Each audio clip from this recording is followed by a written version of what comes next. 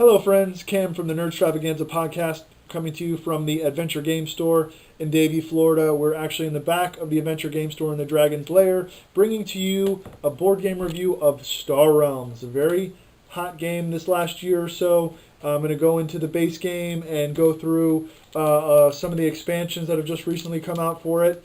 Let's get right into it. This is the box, very small, nice little box. I love little small packaged games that you can just put in your bag or put in your pocket and take with you anywhere you go. The price point is good. It's about $15 for the core set, and that's enough for 2 players. So right off the bat, I like it. The only issue is it is a 2-player game, but you can expand it to a 4-player game. You can make it a 1-player game, depending on what expansions you have and how you want to play the game. But we'll just get into the basic nuts and bolts of the 2-player game. So this is going to be something similar to DC deck building, if you're familiar with that. Instead of the punches and kicks, you're going to end up with scouts and vipers. You're going to have 8 scouts worth 1 power each, and 2 vipers which are worth 2 damage each. So essentially what happens is you'll get your hand, you'll shuffle it up, and then you'll end up with 5 cards. It's a very simple deck builder. Very similar to the DC deck building genre. If you're into those games, if not, check out our review. Those are great games as well. But today we're talking about Star Realms, and so let's see how a basic hand would play out. I would deal myself out 5 cards, 4, 5, and this would be my hand. So I ended up with 4 scouts, which means I have 4 power to purchase a new card with, and I have 1 damage to deal. Excuse me. So with my 4 scouts, I would then start to look to buy. Here you can see the lineup. This is the main deck. This is the lineup, and these are Explorer cards, which are always available until they run out. So with my 4 power, I probably want to maximize what I'm buying, but I also have to keep in mind that there are different factions, and each of the factions sort of stack on each other and they work together. So in this situation, I would say, well, I really like the red faction, which are sort of the fighters. So I'm going to go ahead and for 2, I'm going to buy this missile bot. Missile bot's good because it gives me 2 damage that I can deal to my opponent. And it also allows me to scrap a card in my hand or discard pile. That's very important because you want to be able to cycle through your deck very quickly, get rid of these starter cards, which are sort of just clogging up your deck. So that's good. So that is 2 power, and I still have 2 power left. Now, a difference between DC deck building in this game is that the main deck actually replenishes immediately after you buy something. So now I've got a green faction blob fighter for 1 power, another green faction for 1 power, and a yellow faction imperial fighter for 1 power that I can spend my remaining 2 power on. I like to stack when I play. I like to stack the green and the red because they're very attack oriented. So I would then go ahead and take this 1 power blob fighter, put it here in my discard pile, and then that would replenish again. Blue faction Barter World comes out. It's 4 power. I can't buy anything else. I have 1 power. I can only either go with this yellow or this green. I want to stay away from yellow. I just want to stick to green and red. So I'm going to go ahead and take this other green blob fighter. All these cards would go into my discard pile, except for my Viper. This would be replenished. And then I would deal 1 damage to my opponent. The damage is kept track by these counter cards. Now, let me just say, these counter cards are essentially useless. It's almost impossible to try to keep track of your HP with these counter cards. And even if it isn't impossible, it's just downright annoying. So because each player starts with 50 HP, and then you have to reduce it by 1. Some cards let you increase. So then you got to add HP back. It's terrible. If it were up to me, I'd have these thrown right out of the window. All I use for my game when I play, I use a D20 and a D30, and I just basically add and subtract hit points using the D20 and the D30. It's much easier that way, or you can just keep it on a pen and pad or on your phone or however you want to. But these cards are useless. So that would be my turn. So these cards go into my discard pile. I end up with 5 more cards. When it's my turn again, as you can guess, it's exactly the same because there was only 2 Vipers and there are 8 Scouts. So now I have 4 power again and 1 Viper to attack. So then I would purchase more cards to put into my deck. Once I bought them, everything would go together. Everything would be reshuffled, and then I would deal myself out 5 more cards again. So that's the basic gameplay. If you end up without enough power to buy anything in the main deck, you can always buy an Explorer. So now let's talk about how the cards stack together. So originally, as we saw, I bought I ended up buying 2 green blob fighters. So if you look at the cards, and I don't know if you can see it very well, but the cards have different rows. So in the first row, you always get that ability. So for the blob fighter, it's 3 attack. So no matter what, I get that 3 attack. Now, if I have a base that's out, which I'll talk about in a second, or if I'm also playing another green faction card, I get the secondary power as well, which is draw a card. So if I play these 2 cards together, I would get 6 attack power, and I would get to draw 2 cards because both of them allow a stack on each other. So that can be very powerful. That's why I was saying in the beginning, I try to stick to 1 or 2 factions. I like the green and I like the red, so that's what I went for. Now, say I also had in my hand this red missile bot.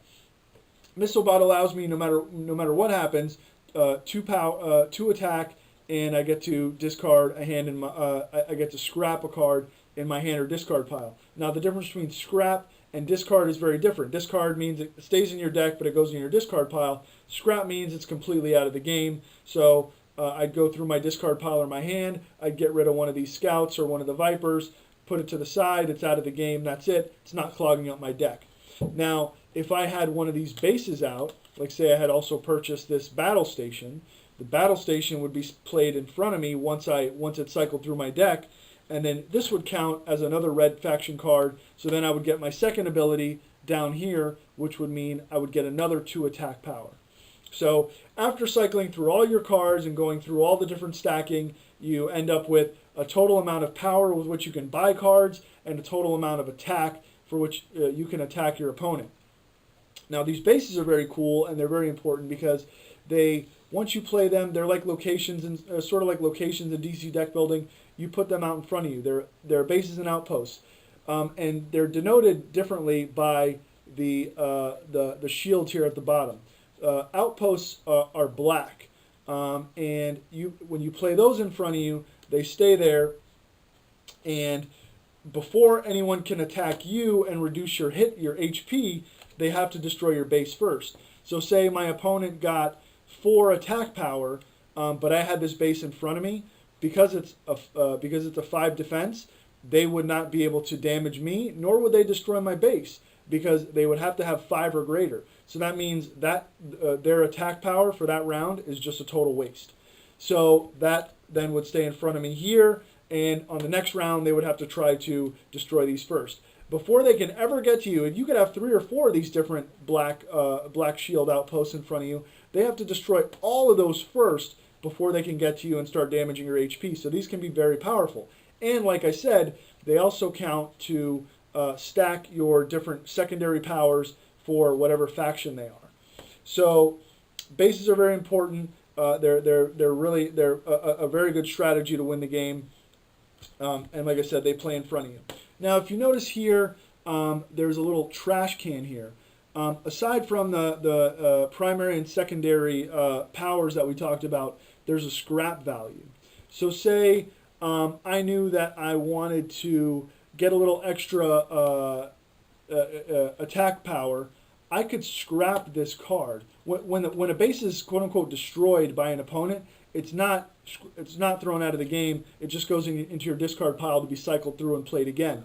But if you decide to scrap it, you get what it tells you get, but then it's completely out of the game. So if I knew, like say right at the end of the game, I needed an extra 5 or 4 or 5 attack power to beat my opponent, I could just go ahead and scrap this on my turn. That would give me the extra 5 attack power I needed. It's out of the game, but so what? I hit him for the extra 5, and he's destroyed. There's several other cards that that when you scrap them give you different things. Like here's the Ram. Initial value is 5 attack power. The secondary, if you stack it with another green faction, is another 2 attack power. And then if you decide to scrap it, it's going to give you three coins to buy. Same thing here with the yellow faction. Initial 4 attack value. Secondary, if it stacks, is 2 more attack. And then if you scrap it, you get to draw a card. So a lot of these have a lot of different powers and abilities that they give you that sort of stack together. The Vipers are cool because they give you 2 power, but then you can also scrap them and get 2 attack.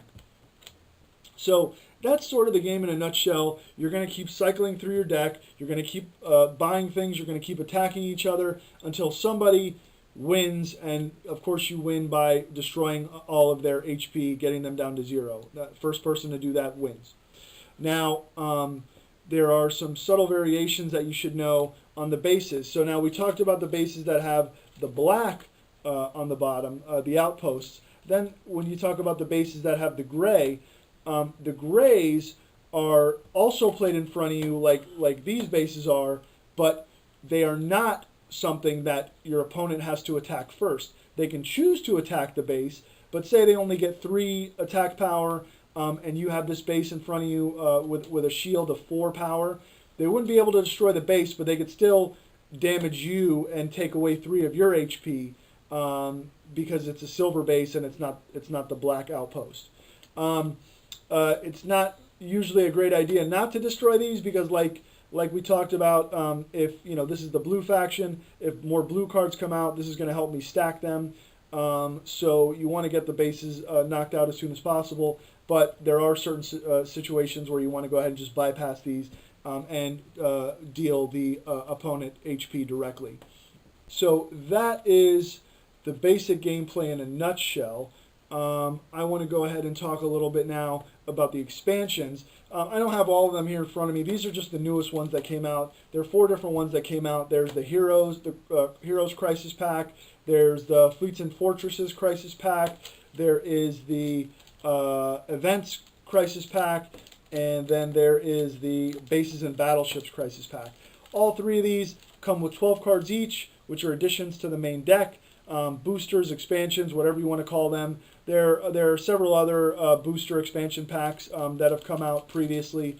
You don't need these. They just add different different cards for each of the factions and things like that. Add variants to the game.